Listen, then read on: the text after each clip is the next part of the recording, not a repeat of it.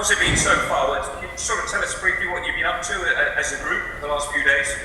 Yeah, the last few days, obviously, we were training, I suppose, in Girona. Just working on bits and pieces for Andorra. We're in Andorra now. Travelled there a few hours ago, and training tonight at the ground and get ready to go really for tomorrow night. How big a game is this, do you think? Yeah, listen, they're all big. Listen, we want to kind of get that win under the belt. They're all big for us at the minute. Playing for Ireland is always a big one, no matter if they're friendlies or not. So listen, at the minute for us they're all big. Obviously things haven't gone great for us, but we're hoping to get that result that we're all looking for really tomorrow. There's a lot of new faces obviously in the team. Are you hopeful that everybody will be able to gel on the night?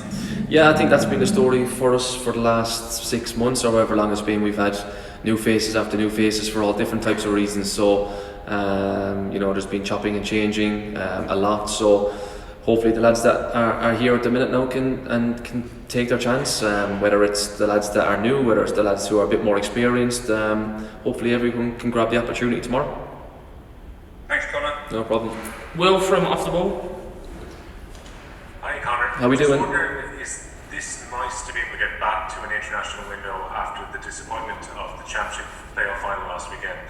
Yeah, of course. Yeah, it's always great to meet up with the lads. I was really eager to get out here after the final, win or lose. I missed the March camp as well, so I haven't seen a lot of people for quite a while.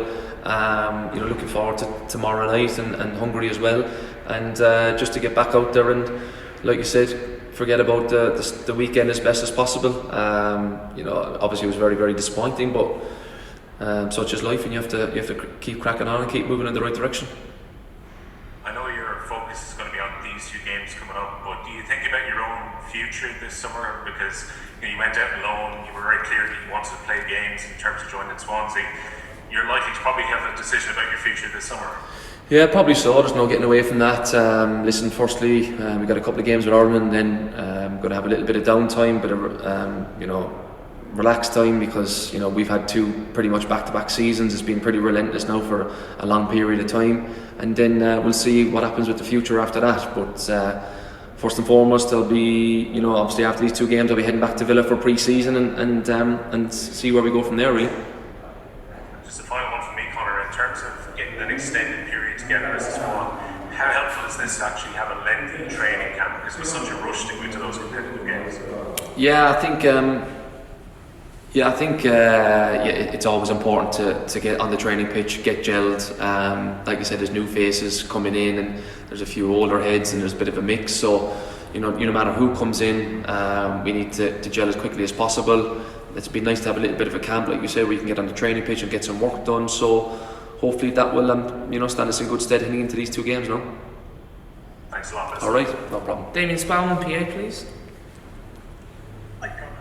Conor, just going back to something you spoke about with Guy there, and when a squad has gone through the kind of transition the Ireland squad has in the last year or so, how difficult is that as players to balance that with your desperation to be winning games? Because transition is always going to be different.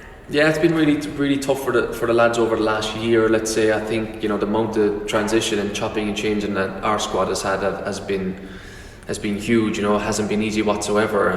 COVID has really hit the squad, injuries, even close contacts, stuff like that. So it hasn't been easy. The amount of numbers that's been changed in some squads has been ridiculous. It's been 12, 13, 14 players, and I don't think a nation like Ireland can have that many people out, so it hasn't been easy, but listen, it is what it is. Hopefully now COVID's kind of heading in the right direction, and we can get the main squad in as much as possible, barring injuries, and there won't be any COVID disruptions. And yeah, of course we want to get that win sooner rather than later, and hopefully that will come over the next two games.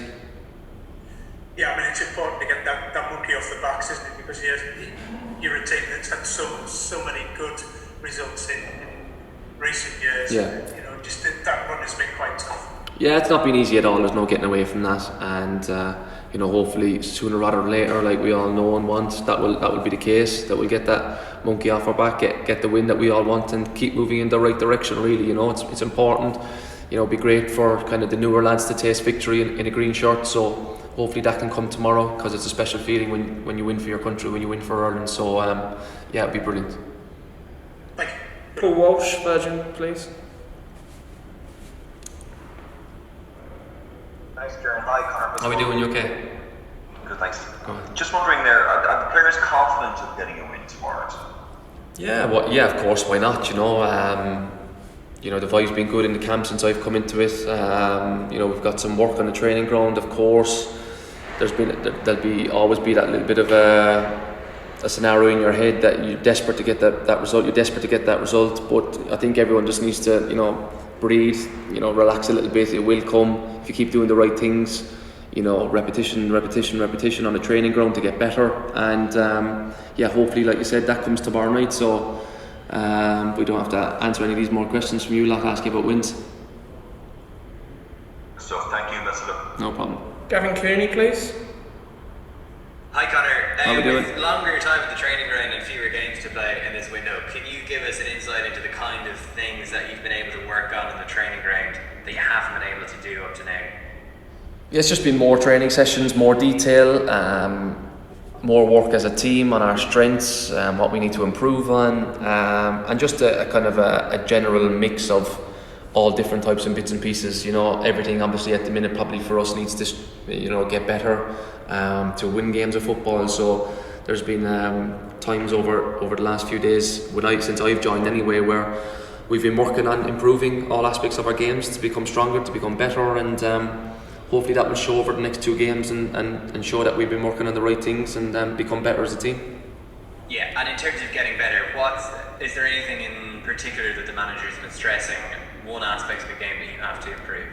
No, not really one thing. I think it's just a general all over the park. You know, better as a team, better in attacking areas, better defensively, everything really. I think, listen, the run of results we've had, I don't think we can say that one aspect's been great. I think everything needs to be worked on to get better. So we've been working on all different bits and pieces to try and improve as a team.